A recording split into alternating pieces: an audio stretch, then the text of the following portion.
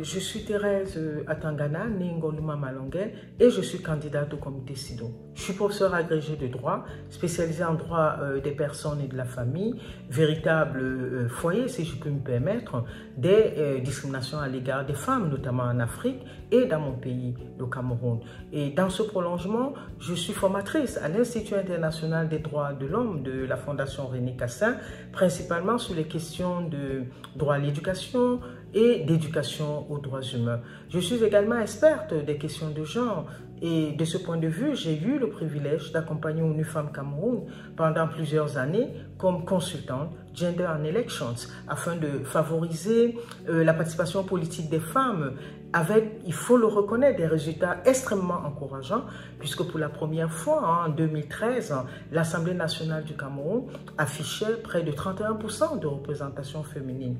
Et sous l'impulsion du ministère de la Justice de mon pays, j'ai eu là aussi l'honneur de sensibiliser et de former les acteurs judiciaires, notamment les magistrats, à l'application directe de la CEDEF en présence de lois nationales ou de coutumes manifestement discriminatoires. Ce fut d'ailleurs un tournant décisif dans la protection des droits des femmes. J'ai par ailleurs été pendant une dizaine d'années membre de la Commission nationale des droits de l'homme et des libertés du Cameroun. Si l'honneur m'est donné de servir comme membre du comité SIDO, j'ambitionne de poursuivre le combat pour la pleine réalisation des droits des femmes en Afrique et dans le monde, spécifiquement en œuvrant pour un changement réel du statut juridique des femmes et ainsi impacter sur leurs conditions de vie, ce qui implique très concrètement au niveau du Cameroun de faire des propositions d'amélioration du cadre juridique et institutionnel.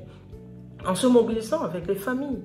les leaders communautaires, religieux, traditionnels, avec les pouvoirs publics et la société civile pour ensemble surmonter les obstacles qui entravent véritablement la réalisation de l'égalité des sexes et de manière plus générale le respect de la dignité humaine. Et enfin, en améliorant la collaboration entre le comité SIDO et les organisations de la société civile qui travaillent déjà sur le terrain en insistant particulièrement sur son mandat et ses modes de saisine comme levier essentiel dans la lutte contre toutes les formes de violence à l'égard des femmes et des filles. Telle est ma vision, tels sont les domaines dans lesquels je compte apporter ma modeste expertise au sein du comité SIDO.